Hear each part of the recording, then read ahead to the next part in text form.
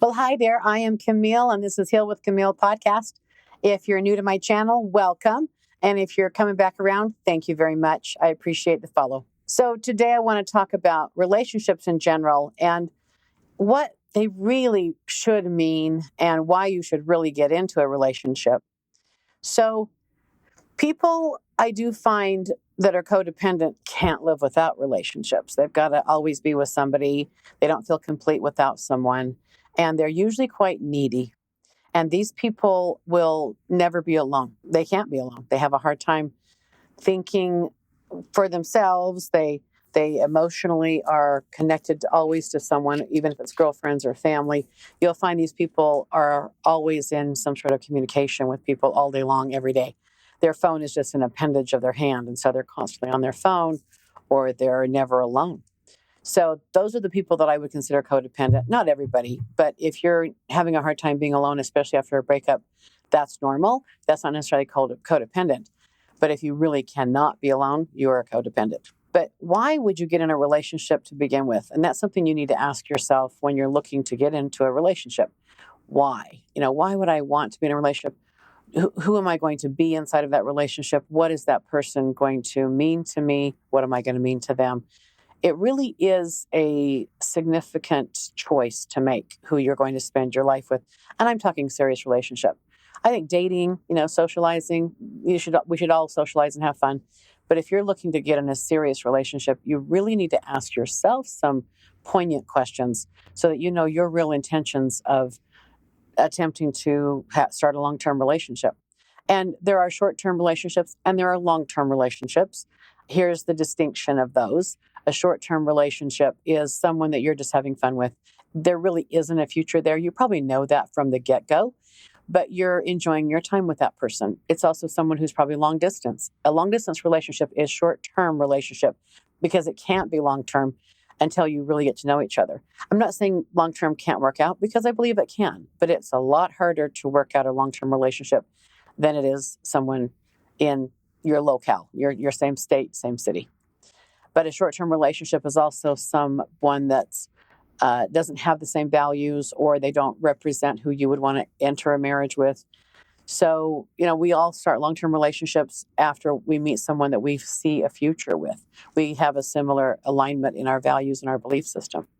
So if you're going to start a long-term relationship, you've got to know a few things. First of all, how does that person really see themselves inside of their family? Like what role did they play inside of their family? If they were the oldest, typical role of an oldest is to be the helper, help mom, help dad. And they usually are leaned upon. They're usually very responsible people. Are they okay with their role in their family? Do they come to this relationship with you disgruntled or angry? Is there something they haven't been able to recover from, their past trauma? Is there an ex that's still hanging on? Are they relationship ready? And are you relationship ready? Are you complete with your past? Do you love, honor, and respect your parents for who they are? You may not respect everything they've done, but are you carrying a lot of baggage?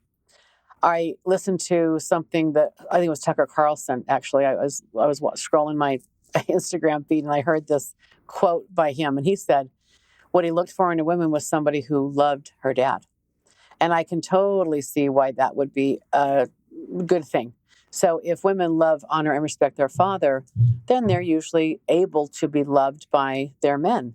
And it isn't that they will always treat their men right because they're not perfect. But if you love, honor, and respect your father, you will typically love, honor, and respect your husband. And you're able to let him care for you and adore you and love you back. So there isn't a lot of trauma or breakdown with feeling, an absent father or trauma from a father. So you're capable of loving and being loved, which I think is a really critical piece of why you want to be in a relationship. Most people, when they come to me, they don't know if they're ready. And so I ask them these questions. Are you able to share your body? Are you able to share your space? And sharing your body, it could be also with children. Are you willing to get pregnant and bear fruit and, you're not going to be alone from that point on? Are you able to share comfortably space with another? Look, we're only getting married because, and the person you marry is the one you're going to be intimate with. That's kind of the statistics, right? So if you're not comfortable sharing your body, then you're going to have a hard time being married. So there are requirements of other people, and there's requirements for you. There's needs. And so if your needs are sex, communication, snuggling, physical touch, that's something to communicate to your partner. It seems kind of obvious, but some people aren't comfortable with being touched. They're not comfortable with being held or comfortable touching other people. So you have to be comfortable in the realm of sharing your body and having someone share their body with you. That is why you get married, is that you have that chemistry, you have that draw, and also you can communicate, you can trust them, and you believe in them, they believe in you. But it is really important that you find out who you are inside of that relationship. If you feel like you turn into their mother or their daddy, then that may not be what you've signed up for. And these are the conversations to have well before you walk down the aisle. So this kind of shows up around the 4th to 5th month in of every relationship. So it takes a little time to really get to know that person and what they expect of you.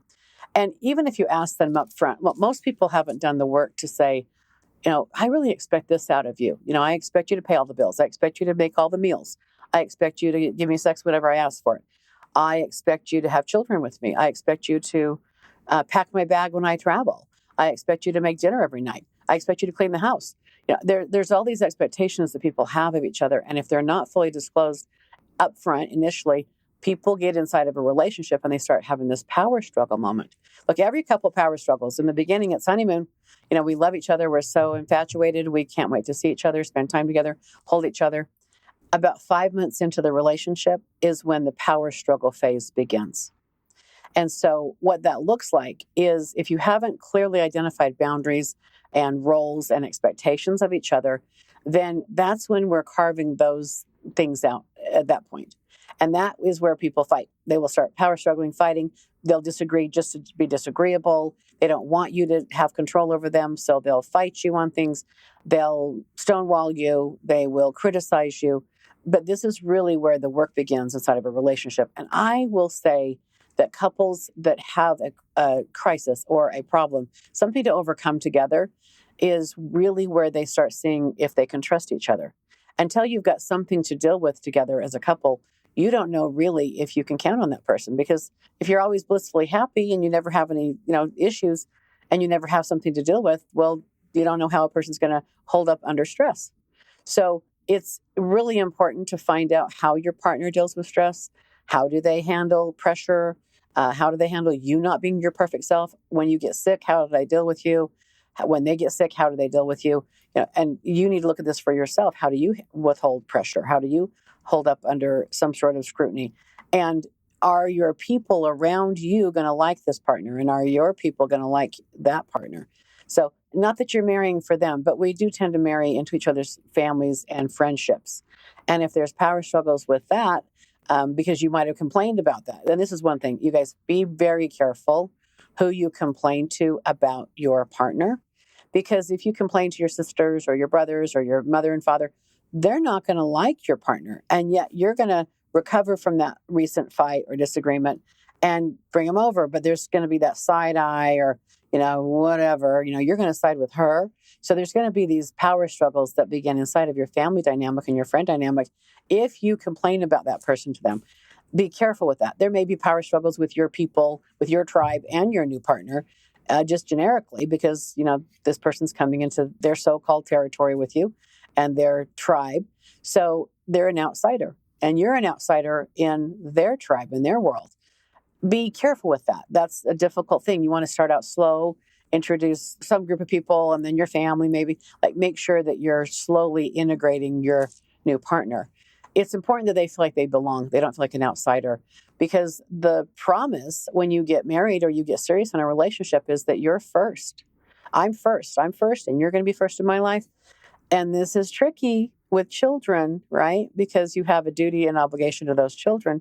So that's another place to navigate. But if you're with family and friends, you have no children, that your partner wants to be first in your life, kind of needs to be first in your life, and vice versa. You need to be first in their life, because that's what a commitment is. That's what a marriage is. That's what a promise is, that you're going to be first in each other's worlds. And I'm not saying you can't have friends and you can't spend time with your family. Of course you should, and it's healthy to do so.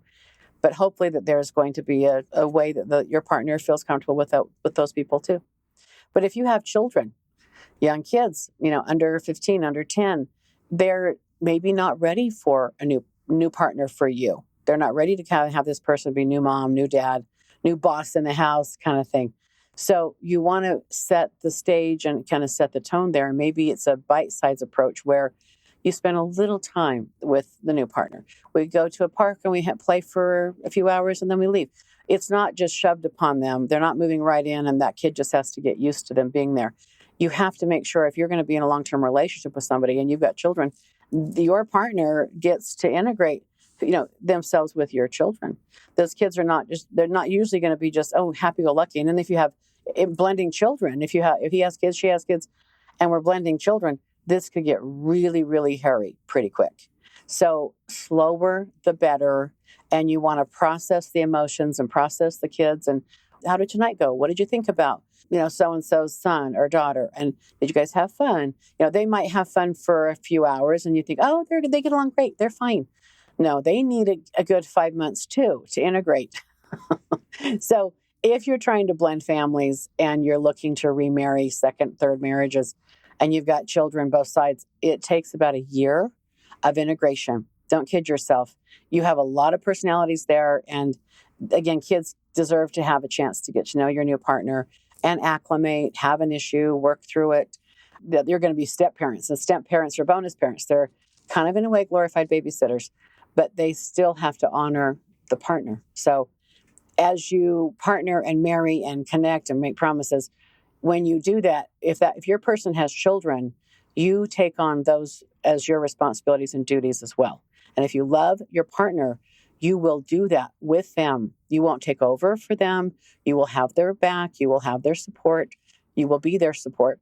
And you will also work your best to make sure those kids are taken care of and they're managed by you and their relationship works and you have good communication with them. I know it's not always perfect. A lot of second divorces are because of children issues and financial issues. But if you can do this slowly and integrate and say that, look, I'm trying to really get to know you. I want to be with your mom. I want to be with your dad the rest of my life. And so this is what I want to do is spend some time with you and talk to you, communicate. And I'm curious about you. I'm eager to kind of understand you. If you start out the relationship like that, letting that child know that you're so happy to be here with them, that they matter too, and you aren't coming in to take over, you're not coming in to, be the boss of them or take their mom or their dad away. It works so much better when they feel like they've got a vote, and maybe they don't really have a vote, but they have a vote in how they accept or don't accept you. So if you give them a vote in the matter and just say, I want to be in your family's life and I want to be good in your world, etc., then they get to say yes or no to that. And maybe it takes a little time to have them come around to a yes. So I say on these matters, take your time, be respectful. You're walking into that person's life, that child's life. That alters that child's life for the rest of their lifetime. So it is a lifetime choice who you marry, and it is a big deal who you marry. And so be careful, be picky, take your time, and make sure that you know exactly what you're getting yourself into so that you don't have any failings or failures. And if you find yourself, in love and very happy, and then there's a power struggle phase beginning, look, that's normal. Don't panic. But maybe pull back and say, okay, what are our expectations? What is it that I'm expecting out of you? What are you expecting out of me? Are we aligned? And see if you can't seek resolution and communicate. But just go half a step back. Don't go all the way out. Don't break up. You can go half a step back. And if you can have open communication and good dialogue and talk things through, then that's what you should do. I'm happy to help if any of these issues are what you're going through. You can reach out to me and schedule some time on the phone or in person. And you can find me at healwithkimile.com. That's HEAL with KIMILE.com. Thank you and have a peaceful life.